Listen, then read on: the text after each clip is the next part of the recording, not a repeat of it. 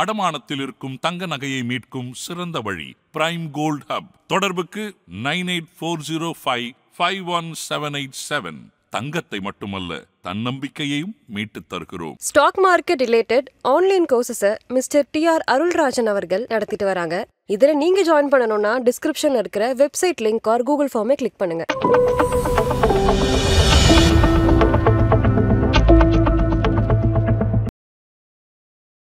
வணக்கம், நான் TR Arulrajan from extra equity commodity training and research academy. Candlestick trading வகுப்புக்கு உங்களை வரவேற்கிறேன். இப்போ நம்ம பார்க்க இருக்கிறது வந்து 4வது எபிசோட்குள்ள நம்ம போறோம். ஸோ தொடர்ந்து பார்த்துட்டே வாங்க. ஸோ இந்த எபிசோட்ல நம்ம பார்க்க போற முக்கியமான ஒரு விஷயம் அப்படின்னா ஸ்பின்னிங் டாப் பத்தி பார்க்க போறோம். குயிக்கா அதுக்கு முன்னாடி நம்ம சில ரிவ்யூஸும் பார்த்துடலாம். நம்ம என்ன படிச்சோமோ அதை பத்திய ஒரு ரிவ்யூவும் பார்த்துக்கிட்டே வந்துடலாம். நம்ம இந்த நிகழ்ச்சி அப்படின்றது வந்து ஆதனுடன் இணைந்து நம்ம பங்கு சந்தையில கேண்டில்ஸ்டிக் ட்ரேடிங் எப்படி யூஸ் பண்ணணுன்றது ஸ்டெப் பை ஸ்டெப்பா படிச்சுட்டு வரோம். ஸோ ஸ்பின்னிங் டாப் இது வந்து ஒரு நியூட்ரல் கேண்டில் அப்படின்னு படிக்கிறோம். இந்த ஸ்பின்னிங் டாப் அப்படின்றத பெரும்பாலும் எல்லாருமே புல் கேண்டில், பியர் கேண்டில் இதுக்கு கொடுக்குற முக்கியத்துவத்தை கொடுக்காம விட்டுறாங்க. ஆனா இது வந்து ஒரு பவர்ஃபுல்லான ஒரு கேண்டில். இதனுடைய தாக்கம் எப்படி இருக்கும் அப்படின்றத நம்ம இப்போ படிப்படியா பார்க்கலாம். அதுக்கு முன்னாடி மார்க்கெட்டை ஒட்டியும் சில தகவல்களை நம்ம படிச்சதை வச்சு பார்க்க ஆரம்பிச்சலாம் இல்லையா? நான் போன வாரம் உங்களுக்கு சொல்லியிருந்தேன், இந்த மாதிரி ஒரு புல் கேண்டில் வந்து நிஃப்டியோட வீக்லி சார்ட்ல வந்திருக்கு. 6 வார காலம் இறங்கிய பிறகு என்னாச்சு, ஒரு ரிவர்சல் வந்திருக்கு, ஒரு புல் கேண்டில். இதோட பவர் என்னவாக இருந்தது அப்படின்றதையும் குயிக்கா பார்த்துடலாமா? 6 வார காலம் இறக்கத்திற்கு பிறகு வந்து இந்த கடந்த ஒரு வாரத்துல அப்படின்னு பாத்தீங்கன்னா ஒரு கணிசமான ஏற்றம் வந்ததா அப்படின்னா வந்தது. ஏறக்குறைய அது வந்து அந்த 24,550 இருந்து எது வரைக்கும் போச்சு, மேல 25,200 கிட்ட வரைக்கும் போனதை நம்ம பார்க்கிறோம். ஆக ஒரு பலத்த ஏற்றம் நடந்தது என்னவோ உண்மைதான். ஆனா வீக்லி சார்ட்ல பார்க்கும்போது உங்களுக்கு முடிஞ்சது அப்படின்றது ஒரு ஷூட்டிங் ஸ்டார். இதை பத்தி நம்ம அப்புறம் படிக்கலாம். இருந்தாலும் ஒரு ஏற்றம் நிகழ்ந்ததா அப்படின்னு நீங்க ஒரு கேள்வியை முன்வைக்கும் போது ஆமா, கிட்டத்தட்ட 600 புள்ளிகள் ஏறி இருக்கு. இந்த புல் கேண்டில் வந்த பிறகு ஒரு 600 புள்ளிகள் ஏறி இருக்கு அப்படின்றத நம்ம கணக்குல எடுத்துக்கணும். ஓகே, சோ மார்க்கெட்ல ஒரு நியூஸ் வந்தா அது எந்த மாதிரியான தாக்கத்தை ஏற்படுத்தும் அப்படின்றதுக்கான ஒரு சின்ன எக்ஸாம்பிள் அப்படின்னு பாத்தீங்கன்னா, இப்ப GST ரீஜிக் அப்படின்னு சொல்லக்கூடிய வகையில GST ரேஷனைசேஷன் அனௌன்ஸ் பண்ணிருக்காங்க. அதுல என்ன பண்ண போறாங்க இப்போ அப்படின்னு சொன்னா 12%, 28% அப்படின்றதெல்லாம் ஸ்ட்ரைக் அவுட் பண்ணிட்டு 5%, 18%, அதாவது 12% இருக்கிற குட்ஸ் எல்லாம் வந்து இப்போ 5%க்கும் 28%ல GST இருக்கிற குட்ஸ் எல்லாம் வந்து 18%க்கும் குறைக்கப்படுகிறது. இது மிகப்பெரிய பாசிட்டிவான ஒரு நியூஸ். இந்த பாசிட்டிவான நியூஸ் மார்க்கெட் எப்படி எடுத்துக்கிச்சு அப்படின்னா with very big bull candle அப்படி நம்ம எதிர்பார்க்கலாமா? கண்டிப்பா எஸ். ஆக புல் கேண்டில் அப்படின்றது ஃபார்ம் ஆகுது. எதனால ஃபார்ம் ஆகும் அப்படின்னு சொல்லும்போது ஒரு பாசிட்டிவ் நியூஸ்னால ஃபார்ம் ஆகும். ஜெனரலா படிக்கணும். வேரியஸ் ரீசன்ஸ் இருக்கு. அதுல முக்கியமான ரீசன் இது. இதுல இப்ப என்ன நடக்குது அப்படின்றத நம்ம பார்க்கலாம். நிப்டில நான் ஒரு எக்ஸாம்பிளுக்காக எடுத்து காட்டுறேன் உங்களுக்கு. இந்த நியூஸ் வந்த உடனே நிப்டி என்ன பண்ணுச்சு, மிகப்பெரிய ஒரு ஏற்றம், அதாவது கேப் அப்ல ரெசிஸ்டன்ஸ் லெவலை உடைச்சுக்கிட்டு இங்க பாத்தீங்க அப்படின்னு சொன்னா மிக ஒரு பலமான ஒரு ஏற்றம் அப்படின்றத நீங்க கொடுத்துருக்கிறத நம்ம பாக்குறீங்க. இந்த ஒரு பலமான ஒரு ஏற்றம் அப்படின்றது எங்க கொண்டு போய் விட்டு பாருங்க, தொடர்ந்து கடகடன்னு it was continuously going up அப்படின்றத நம்ம பார்க்கணும். சரி, இந்த ஏற்றம் அப்படின்றதுக்கான காரணம் positive news, bull candle formation with the gap is more powerful. Okay, அதே மாதிரி இன்னொரு பாசிட்டிவான ஒரு நியூஸும் இப்ப நடந்திருக்கு. என்ன அப்படின்னு பாத்தீங்கன்னா, டவ் ஜோன்ஸ் வந்து ஒரு 800 புள்ளிகள் ஏறி இருக்கு. S&P 500, நாஸ்டாக் இந்த மாதிரி அமெரிக்க சந்தைகள் எல்லாமே வந்து பெருமளவு ஒரு ஏற்றத்தை சந்திச்சிருக்கிறது. அதுக்கான காரணம் என்ன அப்படின்னு சொன்னா, அந்த நாட்டுடைய ஃபெட் ரிசர்வ் தலைவர் ஜெரோம் போவெல் அவர்கள் வந்து இந்த ஜாக்சன் ஹோல் மாநாட்டுல என்ன சொல்லியிருக்கிறாரு, ரேட் கட் நடப்பதற்கான வாய்ப்பு இருக்கு செப்டம்பர்ல அப்படின்னு ஒரு அனௌன்ஸ்மெண்ட் கொடுத்ததுதான் தாமதம். என்ன ஆயிடுச்சு, டவ் ஜோன்ஸ், S&P 500, நாஸ்டாக் எல்லாமே மிக கணிசமான அளவில் ஏற ஆரம்பிச்சிருக்கிறத நம்ம பார்க்கிறோம். அதுக்கும் புல் கேண்டில் வந்திருக்குமா? எஸ். இங்க நீங்க டவ் ஜோன்ஸ் இண்டஸ்ட்ரியல் ஆவரேஜ் வரைபடத்தை பாத்தீங்க அப்படின்னு சொன்னா இங்க அந்த புல் கேண்டில் அப்படின்றது நேற்றுக்கு ஃபார்ம் ஆயிருக்கிறத நம்ம பார்க்கிறோம். அதுவும் குறிப்பா அந்த ரெசிஸ்டன்ஸ் லெவலை பிரேக் பண்ணி ஒரு புல் கேண்டில் வந்தாவே அது ஒரு ஸ்ட்ராங்கான இண்டிகேஷன் பார்க்கணும். சரி, இப்ப நம்ம வேகமா ஸ்பின்னிங் டாப் வந்துடலாம். இது ஒரு நியூட்ரல் கேண்டில் அப்படின்னு சொல்றோம்.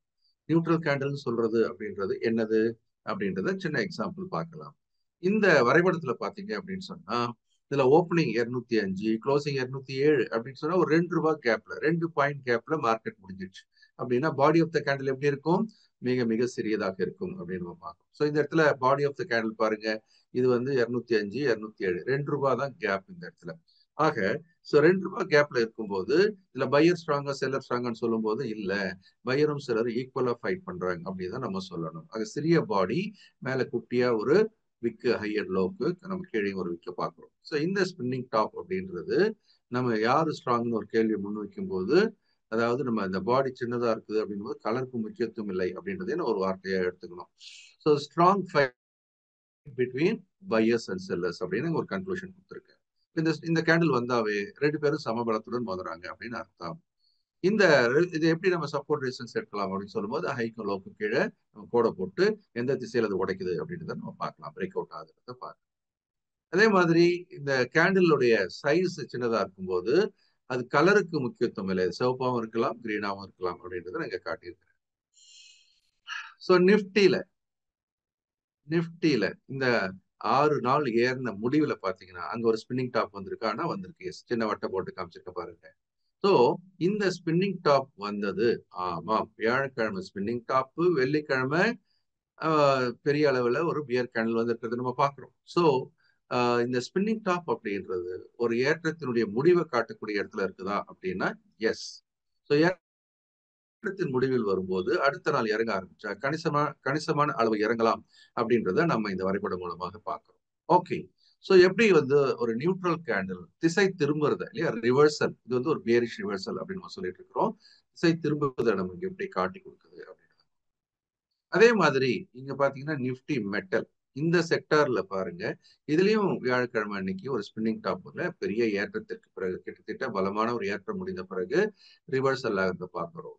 ஹிஸ்டரி ரிப்பீட்ஸ் அப்படின்றதுதான் டெக்னிக்கல் அனாலிசிஸுடைய முக்கியமான தாரக மந்திரங்கள்ல ஒண்ணு. ஹிஸ்டரி ரிப்பீட்ஸ்னா என்ன, இதே மாதிரிதான் திரும்ப திரும்ப திரும்ப வரும்.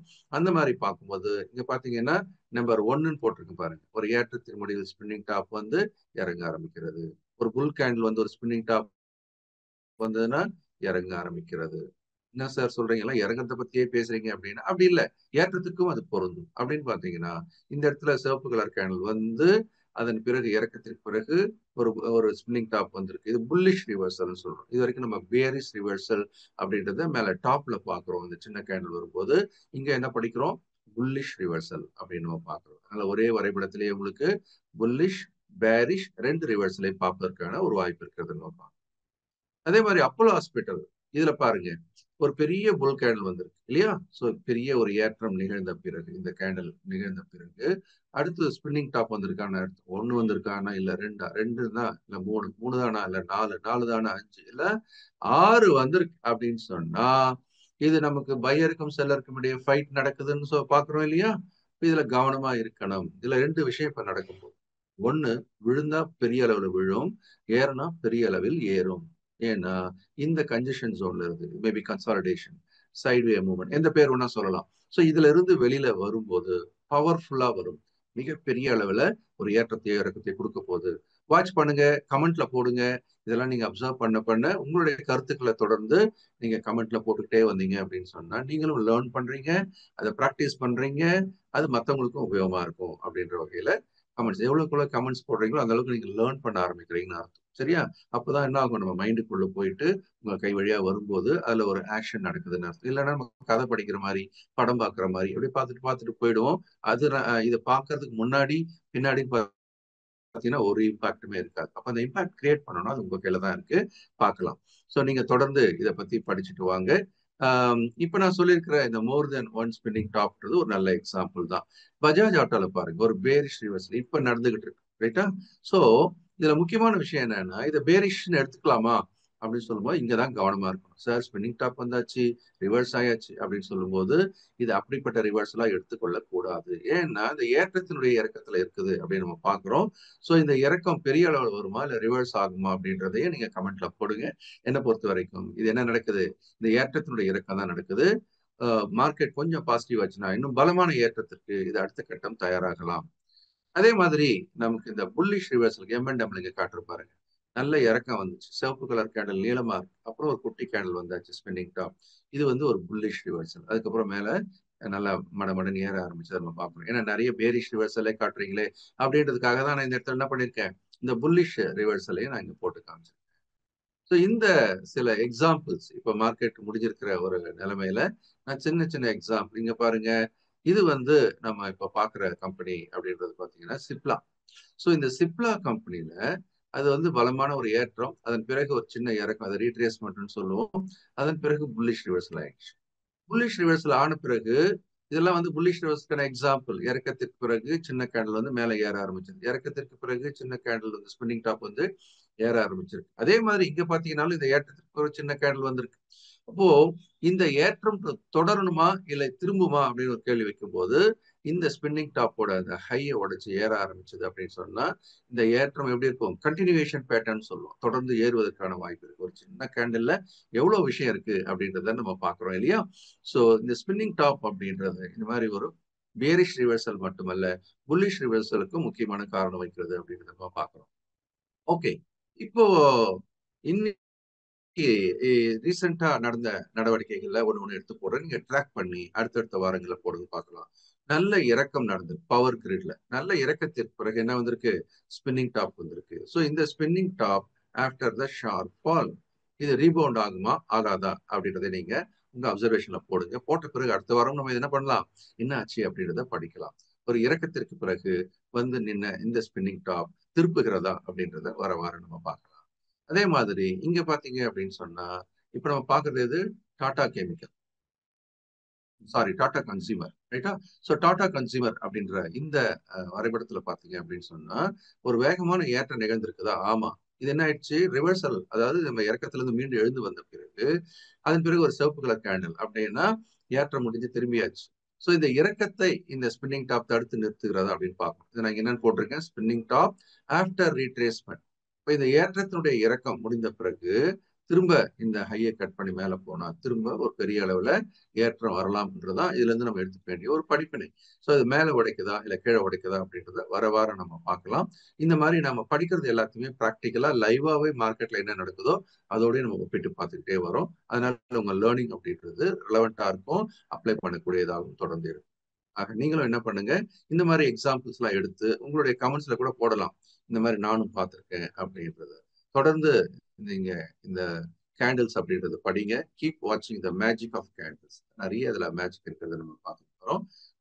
கேண்டில் ஸ்டிக்ஸோட இந்த 4வது வாரம் அப்படின்றது இப்ப முடிவுக்கு வர்றதை நம்ம பார்க்கிறோம். ஸோ தொடர்ந்து நீங்க பார்த்துருப்பாங்க. அடுத்த நிகழ்ச்சியில் எபிசோட் 5ல நம்ம பார்க்கலாம்.